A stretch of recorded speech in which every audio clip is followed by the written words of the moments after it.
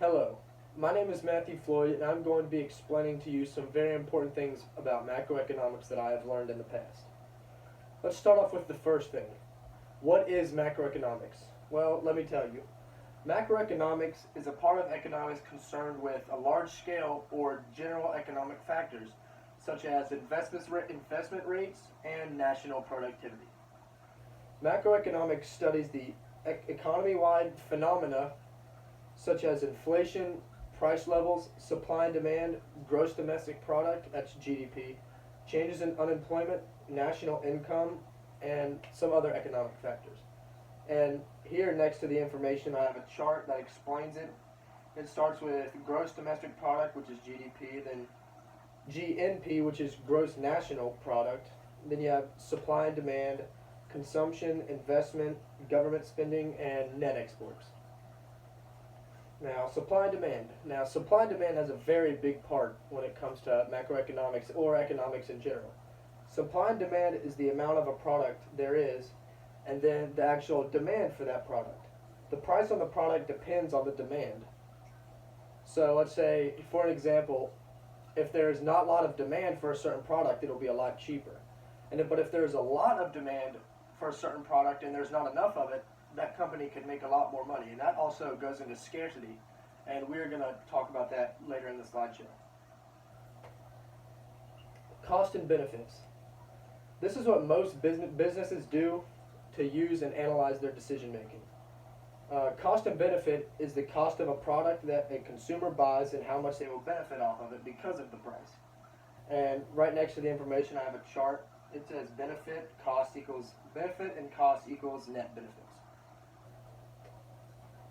Scarcity. This is what I was talking about when I was explaining supply and demand. Scarcity. Now, what is scarcity? Scarcity is when there's not enough product for the consumer's demand. And this could be a very good thing for a company because if there is a high demand for the product but not a lot of it, then that company can up the prices on the product to where they will make more money. But the bad thing is that since they don't have enough of that product, they could be missing out on thousands, hundreds of thousands, maybe even millions, depending on the size of the company.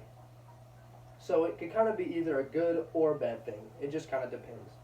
And here I have a chart explaining scarcity. It goes from unwanted wants or unlimited wants to limited resources, and it goes to scarcity choices, and then breaks out into what to produce, how to produce, and for when to produce.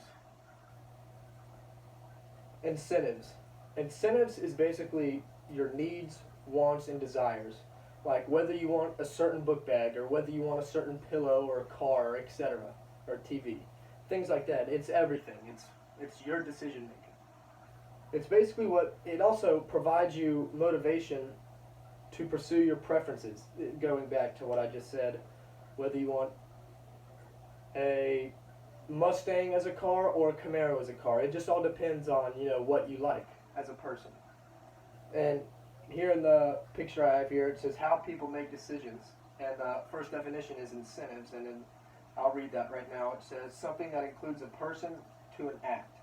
The prospect of a reward or punishment. Rational people respond to incentives. And example is when gas prices rise, consumers buy more hybrid cars, fewer gas-guzzling SUVs to save money, to basically benefit. And another is when cigarette taxes increase, teen smoking fails. And that should be it. Thank you very much.